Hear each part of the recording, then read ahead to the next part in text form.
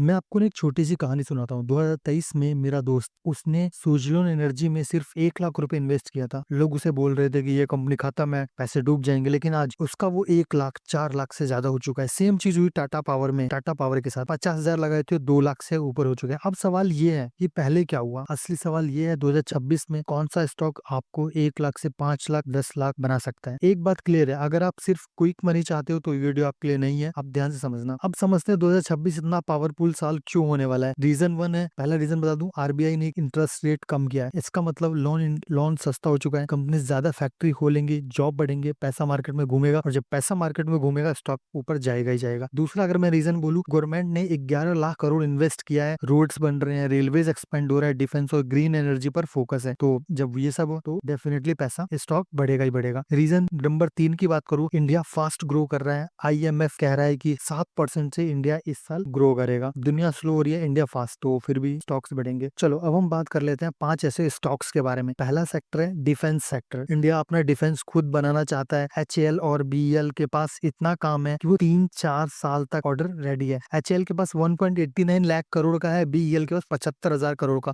Government चाहती है 2029 तक डिफेंस हम एक्सपोर्ट करें। दूसरा सेक्टर की बात करूं, रिन्यूएबल एंड ईवी सेक्टर की बात है। जैसे कि आप भी जानते होंगे, पेट्रोल डीजल का जमाना जा रहा है। इंडिया का टारगेट है 2030 तक 450 गीगाहर्ट्ज रिन्यूएबल एनर्जी, मतलब कि ईवी में पैसा सिर्फ गाड़ी बनाने में नहीं, बैटरी और चार्जिंग में भी है। आप इसके लिए इजी पिक कर सकते हो। स्टॉक की नाम बता दूं एक दो को, जैसे कि टाटा पावर हो गया, सेजलॉन हो गया, इन सब में आप इन्वेस्ट कर सकते। तीसरा की बात करो, इंफ्रास्ट्रक्चर की बात करो, जैसे कि आप भी जानते होंगे, हाईवे बन रहे हैं, ब्रिजेस बन रहे हैं, एयरपोर्ट बन रहे हैं, सब कुछ बन रहा है। एल&टी जैसी कंपनीज को कंटिन्यूअसली काम मिल रहा है। चौथा सेक्टर की बात करूं, बैंक सेक्टर आप इन्वेस्ट कर सकते हो। आप भी जानते हो इंटरेस्ट रेट कम, लोन ज्यादा, और आज के बाद बैंक ना 10 साल के लोएस्ट पे चल रहा है। इसका मतलब आप मतलब बैंक सेक्टर में एचडीएफसी में इन्वेस्ट कर सकते हो, आईसीआई में इन्वेस्ट कर सकते हो, एसबीआई में, बजाज फाइनेंस में इन्वेस्ट कर सकते हो। पांचवा सेक्टर की बात करूं, कंजक्शन, ठीक है, गांव के लोग ज्यादा खर्चे कर रहे हैं, गुड मॉनसून, जीएसटी कम है, इनकम बढ़ रहा है। जैसे कि मैं आपको बता दूं, एफएमसीजी प्रोडक्ट में आप इन्वेस्ट कर सकते हो, एफएमसीजी कंपनीज में आप इन्वेस्ट कर सकते हो।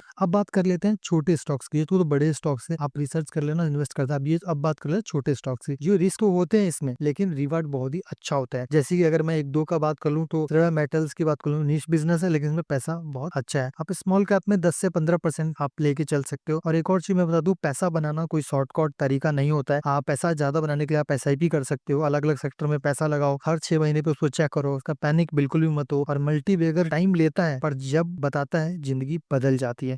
तो प्लीज गाइस, इन्वेस्ट जरूर करिएगा, ठीक है। अब हम मिलते हैं नेक्स्ट वीडियो में, तब तक के लिए बाय, जय हिंद। ये वीडियो एक एजुकेशनल पर्पस के लिए थी, जिसमें भी आप इन्वेस्ट करोगे, आप चेक करना, आप रिसर्च करना, फिर इन्वेस्ट करना। Thank you. अब हम मिलते हैं नेक्स्ट वीडियो में, तब तक के लिए बाय, जय हिंद।